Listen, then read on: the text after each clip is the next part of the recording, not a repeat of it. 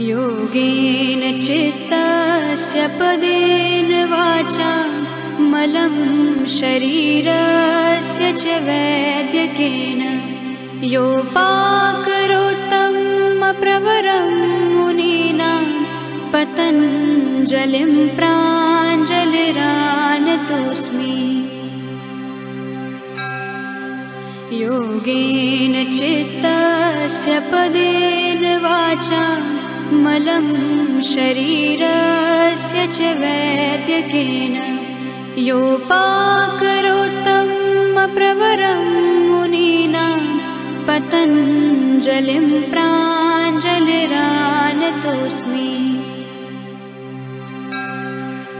योगेन चित्तस्य पदेन वाचा मलं शरीरस्य च वैद्यकेन योपाकरोत्तं प्रवरं मुनीनां पतञ्जलिं प्राञ्जलिरानतोऽस्मि।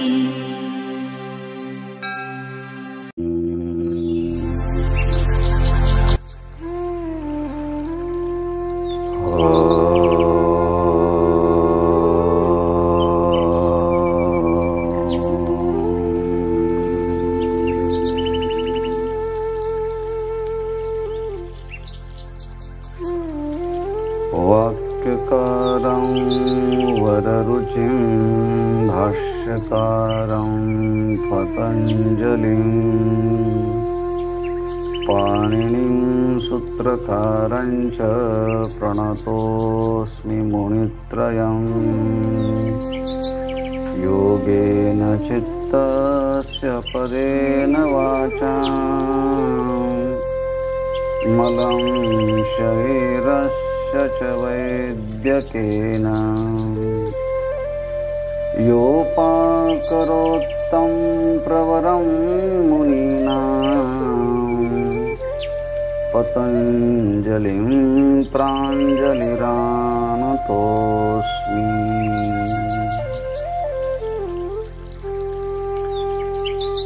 अहिंसा प्रतिष्ठायां तत्सन्निधौ वैरत्यागाः। महर्षी पतंजली आपल्या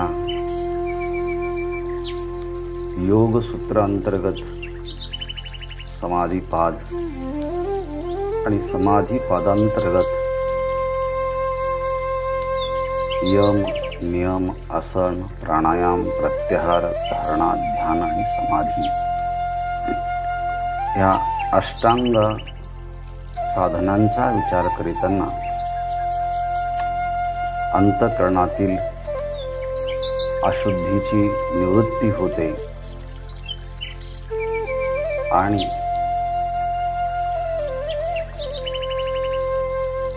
अविवेक ख्यातेहि विवेक ख्यातीपर्यंत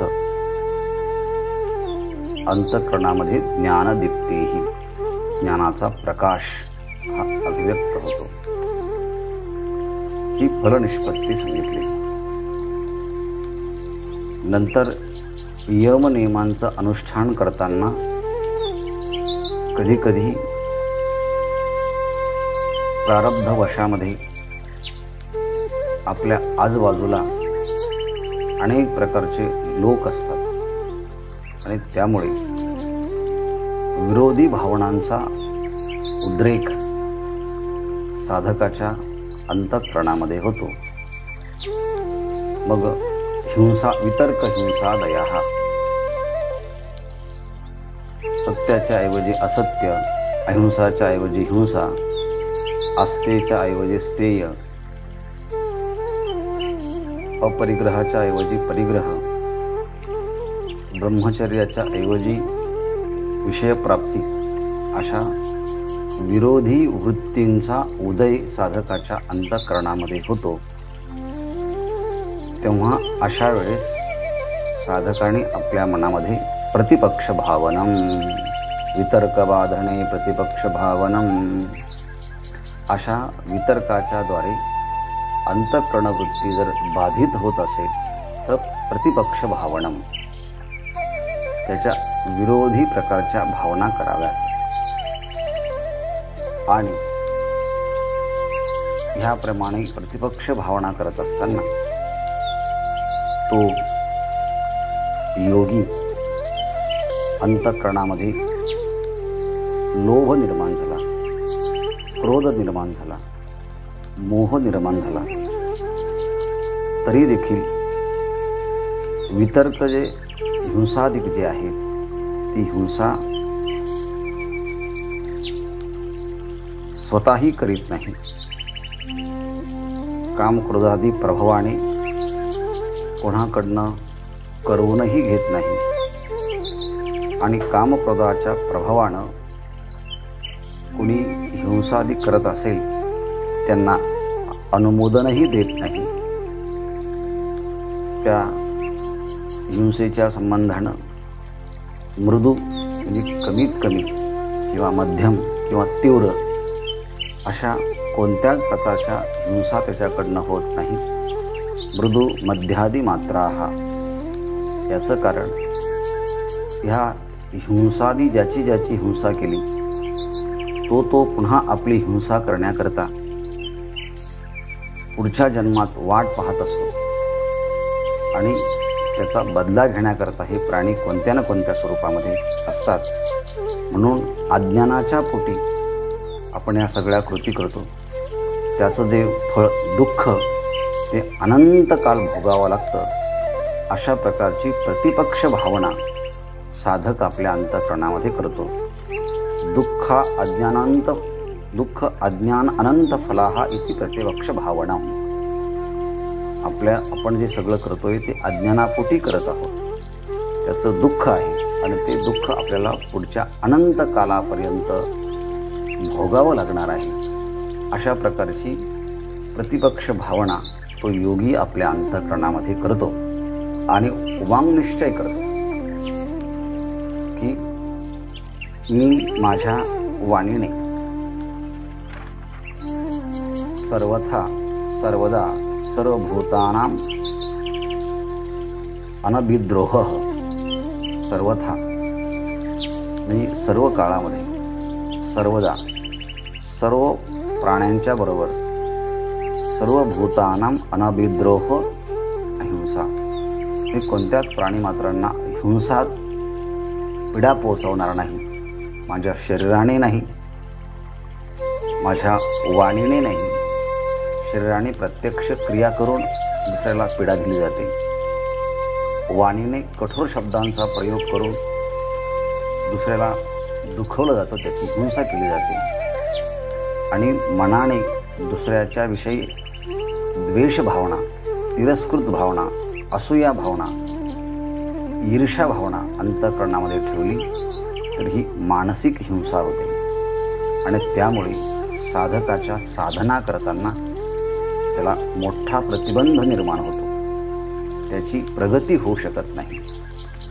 म्हणून मनाने हिंसा करणं हे अत्यंत सूक्ष्म आहे. आपण पाहिलं, शरीराने हिंसा केली तर काय फलनिष्पत्ती होते. वाणीने हिंसा केली तर पुढच्या जन्मामध्ये ज्यांना आपलं सुखदुःख अभिव्यक्तच करता येत नाही अशी पशुपश्वादिकांची योनी प्राप्त होते. शरीराच्या द्वारे हिंसा जास्त केली तर त्यांना वृक्षादी योनीमध्ये जावं लागतं आणि तिथे एका ठिकाणीच असल्यामुळे ती जागा सोडता येत नाही. आणि मानसिक हिंसा जर झाली असेल तर पुढच्या जन्मामध्ये मानवी देह प्राप्त होतो, पण जिथे कोणतेच संस्कार नाही, जिथे खाण्यापिण्याची शारीरिक, मानसिक आणि बौद्धिक विकासाच्या कोणत्या संधी उपलब्ध होत नाही, अशा दूरगामी जीवनामध्ये त्या व्यक्तीला जन्माला यावं लागतं.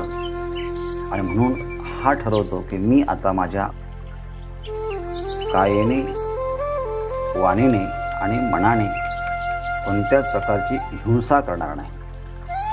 अशा प्रकारे पूर्णपणे हा काया वाचा मनाने सगळ्या प्राणीमात्रांना मी सुख देईल, मी आनंद देईल, मी कोणतीही पीडा पोचवणार नाही, असा हा पूर्णपणे जी अहिंसा तत्व जे आहे ते अहिंसा तो साधक आपल्या जीवनामध्ये अनुष्ठान करतो. त्याला प्रतिष्ठायाम असं म्हणतात. अहिंसा प्रतिष्ठायाम. त्या अहिंसेची प्रतिष्ठापना म्हणजे त्या अहिंसेचं तो आपल्या जीवनामध्ये अनुष्ठान करतो. म्हणजे अगदी मच्छर मारायचा ठरला तरी तो मारणं हा शब्द येत नाही, म्हणजे मारणं हा शब्द सुद्धा तो काढत नाही. असा अहिंसेची प्रतिष्ठापना आपल्या शरीरामध्ये झाली असताना, जीवनात झाली असताना, म्हणजे शरीरात, वाणीत आणि मनात झाली असताना तत्सन्निधौ. तत् म्हणजे अहिंसा ज्याने पूर्णपणे अनुष्ठान केलेली आहे अहिंसा तत्वाचं, तत्सन्निधौ त्याच्या सानिध्यामध्ये, तत्सन्निधौ वैरत्यागाः त्याच्या सानिध्यामध्ये ज्यांच्या ठिकाणी मुळातच वैरभाव असतो असे वैरभाव असणारे हिंस्र श्वापद देखील आपला वैरभाव विसरून जातात. काही जन्मजात वैर असतं, जसं मुंगूस आणि सर्प, त्याप्रमाणे मांजर आणि उंदीर, अश्व आणि म्हैस, का कोणास ठाऊक त्यांच्यामध्ये हे जन्मजात वैर असतं. एकमेकाला पाहिलं की यांच्या ठिकाणी एकमेकाला समाप्त करण्याची भूमिका येते. असा जो वैरभाव एकमेकांच्या मध्ये असतो, असे वैरभाव असणारे प्राणी सुद्धा तत्सन्निधौ वैरत्यागाः. असा अहिंसा प्रतिष्ठापना ज्यांच्यामध्ये झाली आहे त्यांच्यामध्ये, त्यांच्या सानिध्यामध्ये गेलं असताना हिंस्र श्वापद देखील आपला हिंस्रपणा विसरून जातात. कोणकोणते? मी तर फक्त 3च सांगितले, मुंगूस आणि सर्पाच. त्याप्रमाणे दुसऱ्याही काही प्राण्यांचं, पण किती प्राण्यांचं भाष्यामध्ये उल्लेख केला आहे. सर्व प्राणीनां वैरत्यागाः भवति. सगळे प्राणी मात्र त्यांचे आपापसातले वैर भाव समाप्त होतो आणि अशा महात्म्याच्या सानिध्यामध्ये गेले असताना ते नैसर्गिकरित्या एकमेकाचे सहोदर आहेत ह्या भूमिकेने राहतात. ही अहिंसा प्रतिष्ठापना झाल्यानंतरची भूमिका आहे. संत जगद्गुरु तुकाराम महाराज ही अहिंसा मनातूनच गेली आणि मनातूनच प्रतिष्ठापना झाली अहिंसेची. ज्ञानेश्वर महाराजांनी अहिंसेची प्रतिष्ठापना कशी झाली, त्याचा काय परिणाम होतो, त्याचा खूप मोठा विचार ज्ञानेश्वरीत लिहिला आहे. याप्रमाणे वैरत्यागाः. जगद्गुरु तुकाराम महाराज म्हणतात पंचमहाभूत देखील त्याच्या विरोधी जात नाही. ही अहिंसा प्रतिष्ठापना झाली. चित्त शुद्ध तरी शत्रुमित्र होती, व्याघ्रही न खाती सर्पतया. विष देखील त्याच्यावर परिणाम करत नाही. अशा खूप मोठा अहिंसा तत्वाचा परिणाम झाल्यानंतर हा होत असतो. त्याचं एक उदाहरण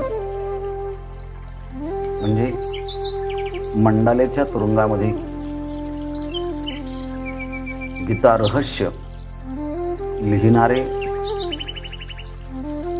लोकमान्य बाळ गंगाधर टिळक जेव्हा ते गीतेवरती भाष्य करत असत तेव्हा त्यांच्या अंगा खांद्यावरती चिमण्या येऊन बसायचे आणि तेवढ्यात जर जेलर आला तर त्या चिमण्या उडून जायच्या.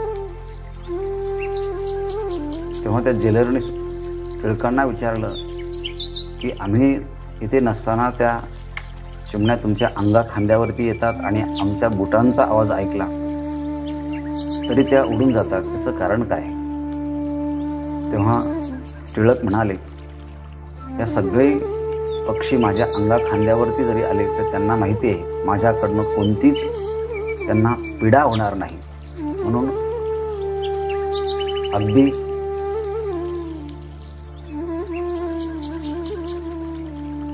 निर्भयतेने त्या चिमण्या माझ्या अंगावरती येतात. माझी कोणी न धरो शंका ऐसा होका निर्द्वंद्व. आणि तुमच्या बुटांचा आवाज आला तरी त्या पक्ष्यांना संवेदना कळते की हा आवाज हा हिंसक आवाज आहे.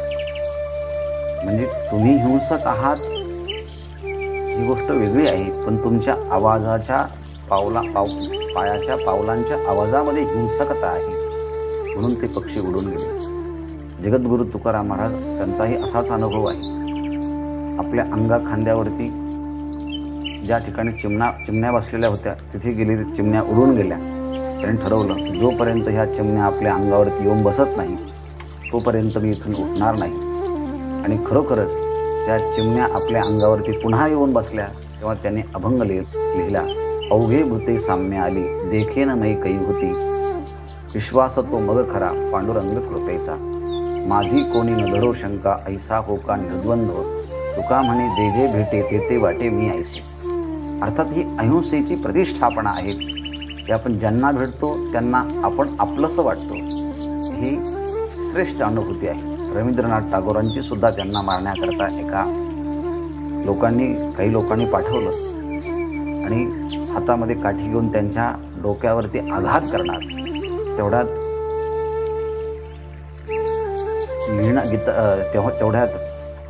शांती दूत म्हणून ओळखले जाणारे रवींद्रनाथ टागोरांनी गीतांजली अभिव्यक्त होत होती. त्यांनी वरती पाहिलं, अरे काय करतो असं म्हटल्याबरोबर हातातला जो दंड आहे तो खाली पडला. त्याला म्हणतात की वैरत्यागा. हा अहिंसा प्रतिष्ठायाम तत्सन्निधो वैरत्यागा. अशी अहिंसेची प्रतिष्ठापना आपल्या काया वाचा मनामध्ये झाली असताना त्याच्या सानिध्यामध्ये जे कोणी येतात त्यांचा वैरभाव हा समाप्त होतो. कारण या योग्याच्याच अंतःकरणामध्ये कोणाला पीडा पोचवणं हा भाग नसल्यामुळे त्याच्या सानिध्यामध्ये आल्यानंतर हा एक मोठी सिद्धी अहिंसा प्रतिष्ठापना झाल्याची प्राप्त होते. अहिंसा प्रतिष्ठायाम तत्सन्निधो वैरत्यागाः. त्यानंतरचं पुढचं सूत्र येतं तेही तेवढंच महत्वाचं आहे. परंतु कधी कधी ह्या संबंधाने असंही म्हटलं जातं की ह्या प्राणीमात्रांना त्यांचा स्वभाव क्रूर असल्यामुळे त्या अहिंसा तत्वाचं पालन करणाऱ्यांचाही कधी परिणाम त्यांच्यावरती होत नाही. कारण व्याकरण शास्त्राचे निर्माते पाणिनी त्यांना सिंहाने खालं असं म्हणतात. मीमांसा शास्त्राचे रचयिते जैमिनी त्यांना हत्तीने पायाखाली तुडवलं. आणि छंदशास्त्राचे प्रवर्तक पिंगल त्यांना समुद्राच्या किनारी मगरांनी खाऊन टाकलं. तसे अज्ञानी पशु पक्ष्यांना काही कळत नाही असं एका बाजूला म्हटलं जातं. पण पतंजली महर्षी असं म्हणतात की नाही, अहिंसा जर पूर्णपणे प्रतिष्ठित झाली तर त्यांच्या ठिकाणचा हिंसक भाव हा नष्ट होतो. अर्थात ही पंचतंत्रामधली मित्रसंप्राप्ती या संबंधातली ही श्लोकाची कथा मी सांगितली. आता सत्याच्या संबंधानं सत्यप्रतिष्ठायां क्रियाफलाश्रयत्वं. सत्य, मी माझ्या वाणीच्याद्वारे सत्य बोलेन, प्रिय बोलेल, अप्रिय आणि सत्य बोलणार नाही. सत्य, प्रिय आणि हिताचं बोलेल. सत्यम ब्रूयात प्रियम ब्रूयात ह्या उपनिषदातील मंत्राप्रमाणे मी सत्य बोलणार आहे, मी प्रिय बोलणार आहे आणि माझ्या वाणीच्याद्वारे कोणत्याही प्राणीमात्रांना पीडा पोचणार नाही. माझ्या वाणीच्याद्वारे मी भीती निर्माण करणार नाही. याप्रमाणे प्रत्यक्ष डोळ्यांनी जे पाहिलं, कानाने जे ऐकलं आणि शास्त्राच्याद्वारे जे ऐकलं, श्रवण केलं आहे, मी जसंची तसंच ते सांगेल. त्यामध्ये माझ्या वाणीमध्ये कोणत्याही प्रकारचा अन्यथा करणार नाही. याप्रमाणे ही सत्य बोलणं आपल्या जीवनामध्ये आणण्याचा प्रयत्न केला तर ते सत्य अनुष्ठान करताना त्याची प्रतिष्ठापना, सत्य प्रत्यक्ष आपल्या ह्या सर्व अंगामध्ये प्रतीतीत जेव्हा व्हायला लागतं, अनुभूतीत जेव्हा यायला लागतं, तेव्हा त्याचा परिणाम काय होतो? क्रियाफलाश्रयत्वम.